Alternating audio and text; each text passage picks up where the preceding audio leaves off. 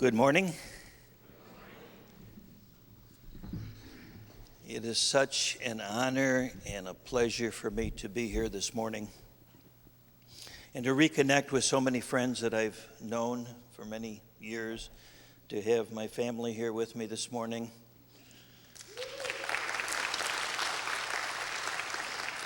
We just returned from a week-long trip to the Southwest, and we saw many exciting sights. In fact, I called Marianne. I says, just in case I can't make it, the airplane gets delayed in Las Vegas, please have a talk in your back pocket, just in case. So thank you, Marianne, for doing that. I just realized that it was exactly 40 years ago this week that I first set foot in this building. I was here for a YOU conference at that time with about 300 very lively teenagers. And that was kind of my introduction to Unity. I was quite new to Unity at that time, and that was the first time I had seen Unity Village, and I wondered, what am I doing here? Never did I dream that this would be home, and this would be the place from which my life would evolve for many, many decades. And it has become home to my family and to many of my friends.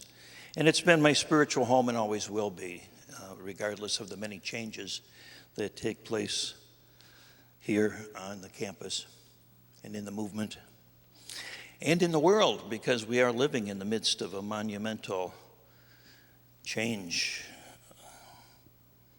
So my talk today is living originally. So what does that mean to you when you hear those words, living originally? Just invite you to think about it, see what that means to you. Because to many people, the word original means unique, different, and unlike anything else or anyone else. And indeed, that is one of the definitions of that word. But I'd like to offer you an alternative meaning of that word. And this is given by the author Cynthia Bourgeault.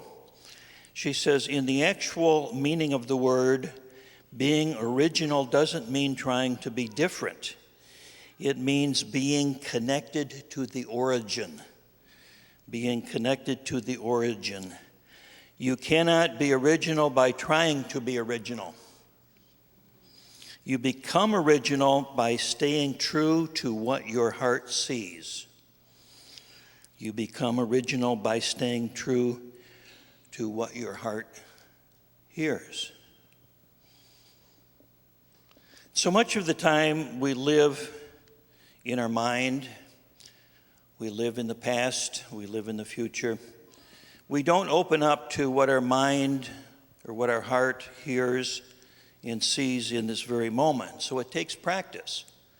It takes time to be quiet, to open up in whatever way that works for us, to begin living not so much in the mind, but to bring the mind into the heart.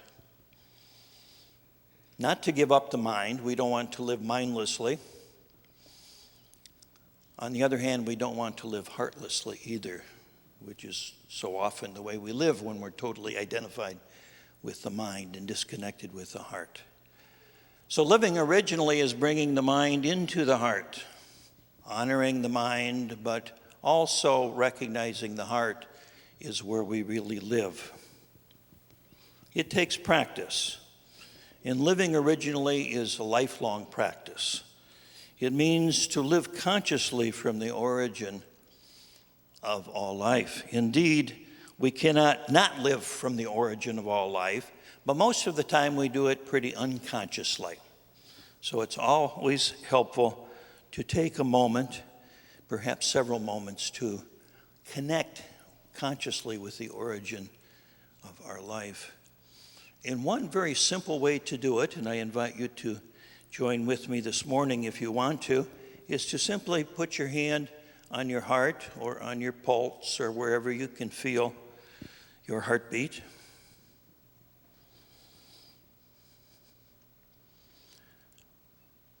Where's that heartbeat coming from?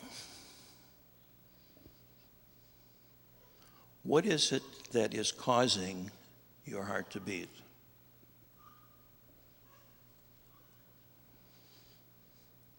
How long has that heartbeat been alive? 30, 40, 50 years, but I would say maybe 13 or 14 billion years. I believe it began with what we call the Big Bang, the beginning of time, space, all that we know. And that Big Bang has recreated every heartbeat. Every heartbeat is an expression of the one life, of the origin. It reminds us every time we're willing to listen to it, every time we're willing to take a conscious breath, how deeply connected we are. Because without this breath, without this heartbeat, we would not be here physically in this world, and yet we take it so for granted. So by listening to the breath and listening to the heart and being conscious, that's one way to constantly remind ourselves that we are connected with the origin, that we cannot be. But so much of the time we are identified with a false sense of self, a sense of self that we've been taught to be, a sense of self that says it's important what we do and what people think of us and how we look and all that sort of stuff. And that's not unimportant.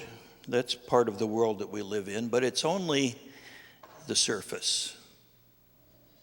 And it's a necessary part of life as human beings, but it's not a part of life that's going to fulfill us very much. Okay? If you were to make an omelet and you saw somebody crack the egg open and then throw away the egg and eat the shell, you'd think they were crazy. Right? But so much of the time, that's how we live our lives in our world, is we ignore the substance and we live on the shell. We spend most of our time and energy simply on the external container of life and not into the living, rich interior of life. The conditioned self is a mask, it's a persona. There's nothing wrong with it. It's simply the fact that we think this is who I am. You see, it's the same way with our automobile. Automobiles are great things. I think it's a good idea to have one that functions well and to take care of it. But it's not who we really are. It's simply a vehicle to get us from one place to the next. Who we really are is that which operates that vehicle. And as the personality, as we're identified with the personality, we are then attached to the vicissitudes of our life. So that when things are good, we're happy. When things are not so good, we're sad. And we go up and we go down. And we're tossed about like flotsam and jetsam. We are victims of life. We become reactors. We don't live originally. We live, at best, a secondary life, determined by other people, other circumstances outside of ourselves. To live originally is to live from the center to the circumference. It means we can be in the world, and we can be in the world in every way, but we are connected to the origin as we do this. We're not living simply in the shell. When we live originally, we are not shaped by the past. We are not shaped by our environment. We are shaped by the expression of life in this moment. And it's in this moment and only this moment that we can truly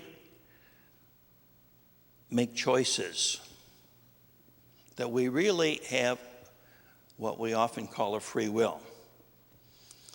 When we're asleep, when we're unconscious, we really don't have a free will because we're simply playing out the programs, the conditioning of the past. We're playing out our hopes and our fears in our reactivities and our programming based upon some unconscious mechanism in the mind. But when we're fully present in the moment, when we're living originally, then we can step outside of that momentum of the past and make different choices. When we're asleep, we're carried along by the craziness of life around us. I had a marvelous experience a couple of months ago in a Starbucks coffee shop in the Westport area. I was having a cup of coffee one evening with a friend of mine, and he had to go to the restroom, so he got up and excused himself. And sitting next to us were two young African-American men, probably in their early 20s, and I couldn't but help overhear their conversation. And the one young man was complaining about how hard it was to get a job and how everybody seemed to be against him and nothing seemed to work and life was tough, and especially being black in this culture, and there's prejudice and et cetera, et cetera, et cetera. And this other young man, I think he was a couple years younger than the first man, he says, I want to tell you something. He says, when I was 8 years old, I saw my mother get murdered right before my eyes, and I saw two men that did it. And he said, in that moment, when I saw that happen, I knew that I could hate them. And if I did, I would become just like them. And that I would wind up doing the same thing in the future.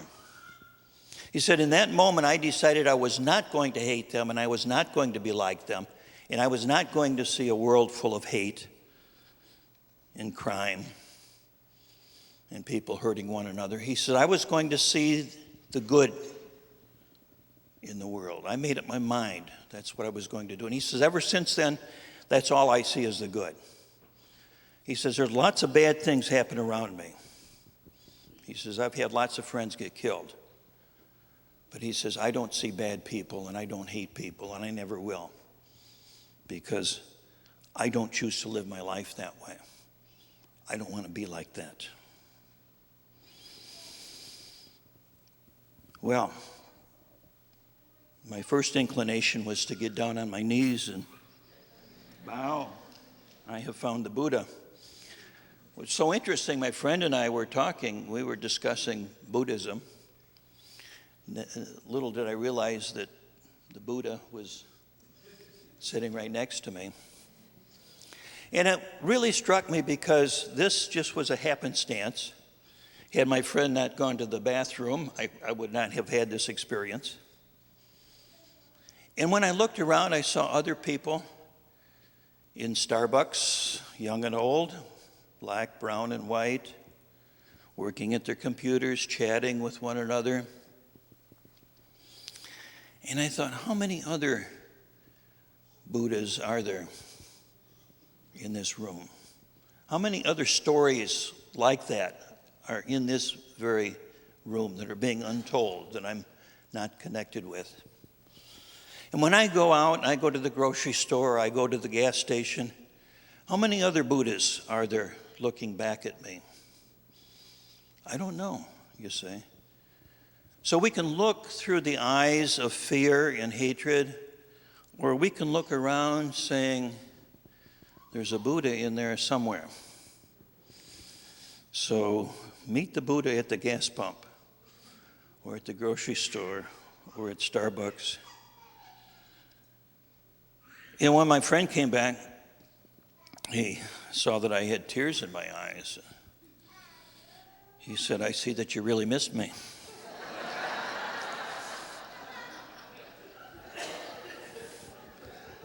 I said, well, actually, I wish you would have stayed away longer. I said, I'll explain later. So I told him that story. To live originally is to live with our eyes and our heart open to this moment in a deep and authentic way. It's not to try to deny that there are things happening around us that are difficult, that are difficult to understand, that trigger rage and fear, sadness.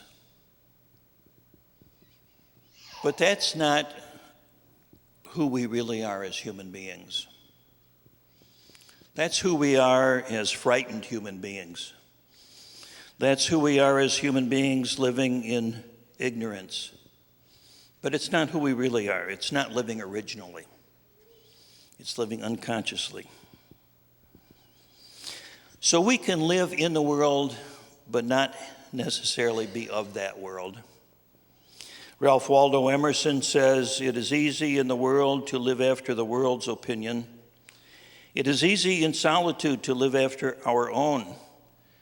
But the great man is he who in the midst of the crowd keeps with perfect sweetness the independence of solitude." It is easy in the world to live after the world's opinion. It is easy in solitude to live after our own. But the great woman is she who in the midst of the crowd keeps with perfect sweetness the independence of solitude. So can we remember who we are? One of my favorite stories is a story of Nasruddin, who's a Sufi wise fool. He's a teacher. He's a crazy teacher. And in this particular story, Nasruddin is in a big bank in Manhattan, New York City. And he has a check for a large sum of money, just similar to the one that Marianne just gave to me. Okay. Right? Yeah. And he puts the check on the counter and he says to the teller, "I'd like to cash this." Well, the teller looked at him and he looked, Nasruddin looked like a hangover from the Haight-Ashbury era. He had a tunic and long hair and sandals and beads and a beard and all of that. And he says, "Boy," he says, "before I can do this," he says, "I need to know that you can identify yourself. Can you do that?"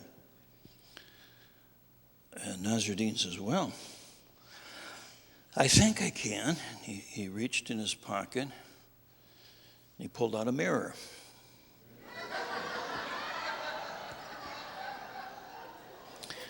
And he says, yes, he says, "That's me." Okay? So, do you get the teaching in that? Okay. What was it that the teller was looking for? Right? Who does the world say that you are? Give me your numbers. Give me your image. Give me your resume. Give me all of this stuff. But Nasruddin was wise enough or foolish enough, whichever, not to go for that. He looked right into the mirror. Right into the mirror. And he says, "This is who I am. I recognize myself." So when we go into the world and the world asks us, "Who are you?" we can respond unconsciously from our conditioning, from our personality. We can say, "Yes, this is who I am, and look at me, aren't I important?" Or, on the other hand, "Aren't I terrible?" Or whatever our persona is. It really doesn't matter. Whether we think we're good or bad or ugly or pretty, it's none of that's who we really are. Can we look into the mirror and say to life, "Yeah, this is who I am"? So I invite you to join with me in this project of living originally. And it's a practice. It's not something to be achieved or attained, but it's something to simply live with and live from day by day, moment by moment. And I am excited to join with you and very grateful to be here once again to share this passion of mine with you. So thank you all for being present this morning. God bless you.